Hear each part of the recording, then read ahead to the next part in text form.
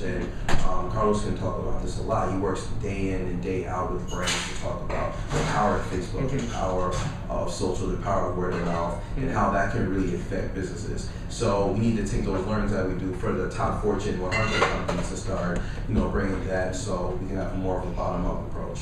And I think it's great, and I commend you for kind of building up the minority aspect, because it is important. And you're right, in the tech world, which I have been involved in a lot, it's very white. And I even worked at the IAB, and they have a Latino kind of minority, and it sucks. It's like 3 people. And I'm like, really? So let's get started about some things. Let's talk about branding with the platform.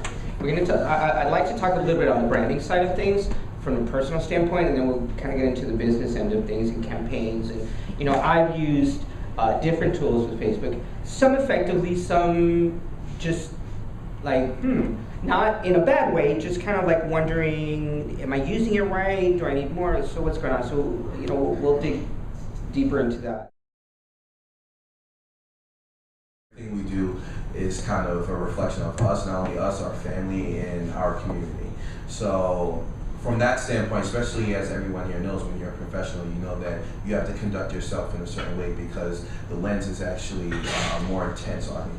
So from that standpoint, social media is the same thing, because unlike in other venues where you can do things and you can kind of hide it, now with social media, everyone can. What I usually tell people is that don't put anything on there that you wouldn't want a recruiter to see. Me just posting and doing stuff, yeah. But I mean, it's really indicative of our culture right now, and the fact that so much is done online, and that the whole personal, the one-to-one interaction has gone away, and that we forget that our life outside of the room that we're looking at our computer is very important as well. So you always have to be cognizant of those kind of things. Yeah, I mean, I think 2 things. I mean, I'll just sort of dovetail what Corey said. I fully agree. I mean, just be mindful of what you put out there. Right? That's like critically important. And I love the recruiter analogy they use. I think it's so smart. And I think back to a gentleman that I used to work with at Univision.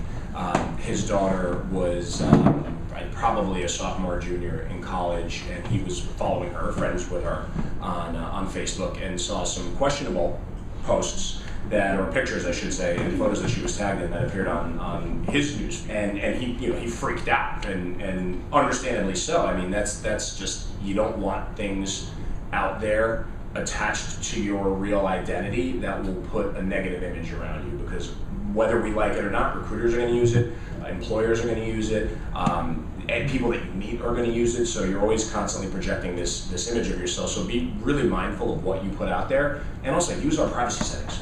They're pretty elaborate, right? Just spend a little time in there and go in the help center and learn how they work, and just check the boxes on things that you are okay sharing and uncheck the ones that are a little bit sensitive. That's just like really, really basic, and so many people don't take the time to do that, and then they learn the hard way when somebody that they didn't want to see sees something.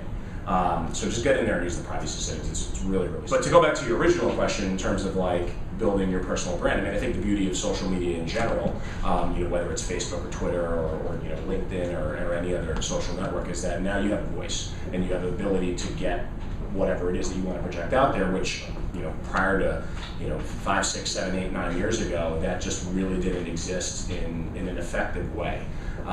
So use it as a tool.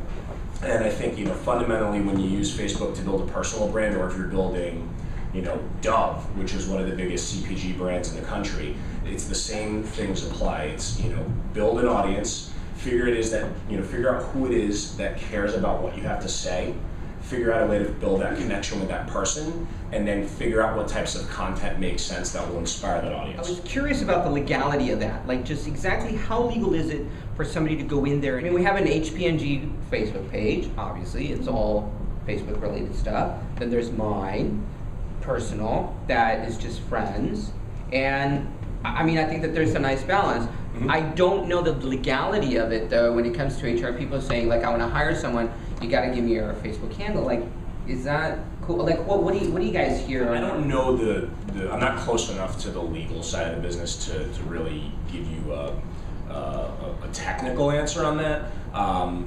you know, it's something that's come up a lot in the press as being a very sensitive issue because a lot of employers were starting to use it as a tactic and even actively soliciting your name to find you. But the reality is whether or not they solicit, they can do it. It's easy, right? You can go in there and search for them. Unless you have an incredibly common name like Carlos Garcia, and there's 5 million of me, then it's a little harder. But if you have a more unique name like Curi, Curi is a very unique last name, right? It's going to be easy to find Curi from NYU. Right, who worked at Facebook if he's got a job somewhere else. Right? It's not that hard to do.